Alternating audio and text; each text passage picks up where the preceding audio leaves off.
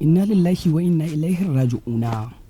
Yanzu takaddamar rigimar da ake ta faman yi a ko'ina da ko'ina a faɗin duniya ta wannan mawaƙi mai suna Davido, inda ya fito ya ɓatanci da addinin musulunci har ya hau saman masallaci ya ɗauki inkiya irin tamu ta 'ya'yan musulmai ya hau kan wannan ɗan tudu-dudu ɗin da wadda ake kiran sallah. To mai sauraro kai tsaye zai shi ka gyara zamanka domin jin shirye-shiryenmu na yau.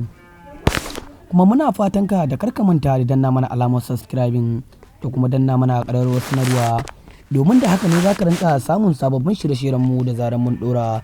To ga cikakken bidiyo na Davido da ya fito yi wannan waƙar da yi ta ɓatanci da addinin musulunci ina mu kenan har 'yan arewa suka fito suka zazzage sa suka gaya mai ba daɗi da cewa ya soke wannan waƙar daga akawun ɗinsa na kan TikTok. Amma dai wannan mawaƙi mai suna Davido ya ƙi ma duba wannan kwamen da ake ta faman tuttura mai. To amma mai sauraro sai ku taya mu da albarka, ku taya mu da addu'a domin wannan mawaƙi mai suna Davido suke ce mai Allah ya wulaƙanta sa, Allah ya nuna mai ƙarshen sa a duniya, Allah ya nuna mana ƙarshen sa muna raye.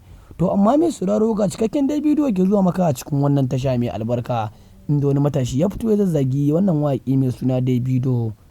Na dawo dole da ban yin magana ba amma dole zan yi magana saboda already raina ɓace ke.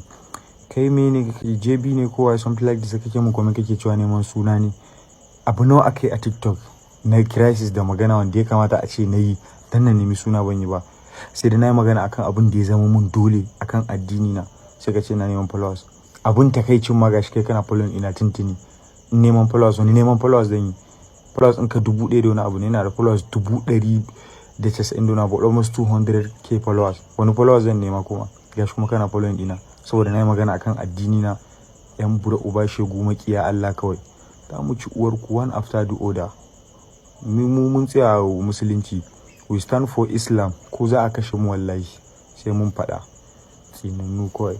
Dai kun ji ta bakin wannan matashi da ya fito ya zazzagi wannan mawaƙi mai suna Davido inda ya fito ya ɓatanci da addinin musulunci inda al'umma kowa da kowa ya nuna mana kishin addinin musulunci har ake zazzagin sa kowa da kowa.